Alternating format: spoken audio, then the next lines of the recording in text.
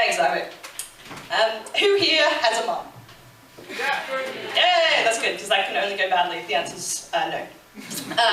So I don't know about you, but my mum always used to tell me these stories about how, when she was pregnant with me, she used to feel these bursts of irrational rage towards everyone around her. So it would be calling up the colleague at 4 AM in the morning because they managed to piss her off, or throwing makeup at the woman who cut in line at the taxi stand. And you know who she used to blame for these, right? It wasn't the colleague who'd forgotten about the time difference. It wasn't the woman who cut her off as she was going into labour to get the taxi to the hospital. It was me. It was her unborn child. Obviously, it was my fault. And so, 26 years of hearing these stories. 26 years of the blame and the hurt. It's very upsetting, as you can see. It has guided my life. And I am now doing a PhD looking at female aggression. And I'm not just trying to get revenge on my mum, because she's terrifying, as you may have guessed. Yep, Emily's better, and she agrees. And what I want to say is I'm not trying to drop my mum in it, because it turns out that an increase in female aggression after mating is actually really common. You find it in mammals, fish, birds, bees. Everyone does it. And what you can see is that there's science behind this, essentially. And the idea is that as soon as you've mated as a female, you're going to start producing offspring. Because what other purpose to mating could there possibly be? I mean, that's one thing that evolution and the church actually agree on. And the idea here is that basically offspring are greedy little buggers. And that when you're pregnant, when you're eating for 2 or 200, you need a lot more food. I mean, I'm thinking like lionesses tearing up a carcass, or like the 2 AM kebab van line on High Street. And the idea is then, when you're hungry, you start getting angry. Hangry is like a physiological phenomenon.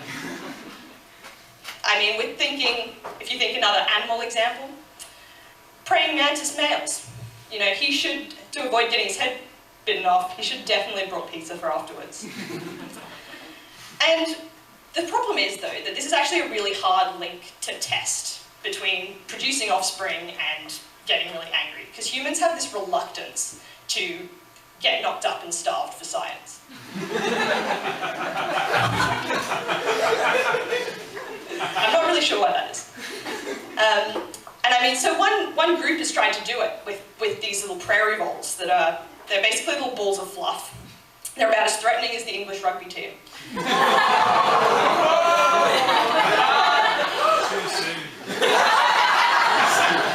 Well, we could also add the Welsh and the Scottish. I'm an Australian on stage, come on, you've got to give me something. I was here for the Ashes. And basically what they found in these prairie voles is what I like to call the male housemaid effect. You don't actually have to sleep with males to get angry. You just have to live with them. Toilet seats go down, fellas. And so I decided, okay, I want to test this more explicitly. And because I dislike harming small animals, I decided to work on fruit flies. We're clearly going to be the heroes of tonight's story. And fruit flies are a lot easier because they let you watch them mate without any protests. They also don't ask to be paid for mud wrestling. And the bikinis are a lot smaller because you can make them out of dental floss. And for those of you who haven't had the fortune to watch fruit flies fight for hours and hours and hours, I was just going to give you a demonstration of what fruit fly fighting looks like. So they have 3 patented moves. The first is the shove, which is actually more of a shoulder charge, which again, the English rugby team, very good at, which looks like this. Then they have the headbutt, which you can imagine looks like this. And then they have what the scientists very kindly call low-intensity fencing, which I'm sure you've seen on Mean Girls, and looks like this. And that is how fruit flies fight. So you can spend a lot of time watching this.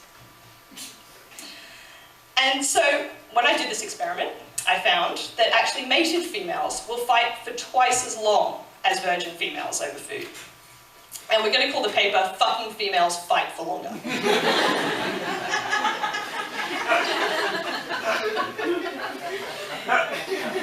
So I've shown that basically fruit flies are like every single other animal that you've ever seen, that mated females are more aggressive than virgin females. And so what? So the next thing you can do with fruit flies, because they're amazing, and because they've got like all the mutations you could ever dream of, is I got some flies that don't produce any eggs. They're completely sterile. And I did exactly the same experiment. And you find the same result, that mated females that can't produce eggs still fight for twice as long as virgin females. So that's kind of trashes the whole, because you're producing offspring, you're fighting for longer. So just be aware that no one is safe in terms of this mating increase in aggression. Now, the next thing I can do is, because again, fruit flies are wonderful, is check for sperm. Because sperm is pretty essential for a lot of things, right?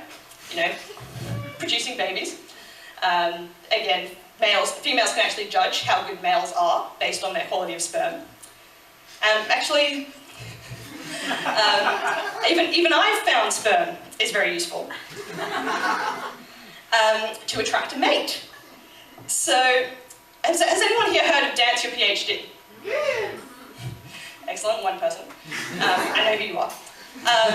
Well, if you Google it on the internet, there are literally minutes of fun to be had.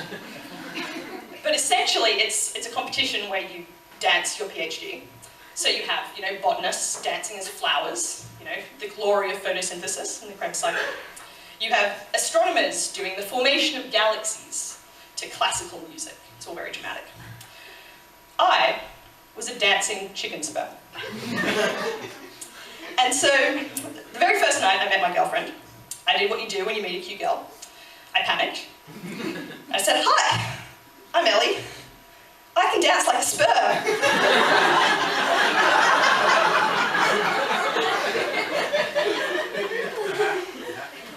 And it turned out she'd been dancing as a gay dolphin in the next set of videos. So it worked out really well. So back to science. What you find is that other than sperm being important for, you know, fertilization, etc., is that females need sperm to get aggressive. If you get sperm during mating, you're double as aggressive. If you don't get sperm from mating, but you get everything else, you're just like a virgin. So just remember that when you're choosing your next type of birth control. And the thing is, though, that while sperm is wonderful, there's a whole lot of other stuff that gets transferred during mating. So it's all the icky stuff. Sorry, the irony of me studying male ejaculates as a lesbian isn't really lost on anyone in my mind. So in this icky stuff, the technical term, is seminal fluid proteins. So these are just these tiny little proteins, and they can actually change female behaviour. So there's one in mammals called ovulation-inducing factor, which you find in rats, camels, llamas, even humans. And it does what it says on the tin. It induces ovulation to basically improve a male's chance of fertilizing her baby, of making this female have kids. And they're going to be his kids. In fruit flies, there's a really classy one, because fruit fly researchers are very exciting, and that they've called sex peptide, which I always think sounds like some crappy pink cocktail that you're going to get at the bar. And what sex peptide does is it increases female egg laying. It reduces her receptivity to remating. So she's not going to go off and sleep with any other males, which he really loves. It also changes her sleeping patterns. It makes her eat more. And it reduces her lifespan. So I wanted to see, what does sex peptide do with female aggression? And I'm sure you've guessed it, but sex peptide actually partially increases levels of female aggression after mating. So it doesn't increase it as much as sperm, because sperm's obviously the key player here, but sex peptide increases female aggression after mating. So something that the male transfers during mating is manipulating female behaviour towards other females. which is pretty fucking creepy. So maybe my mum has been blaming the wrong person this entire time. She shouldn't be blaming me. She should be blaming my dad. Thank you.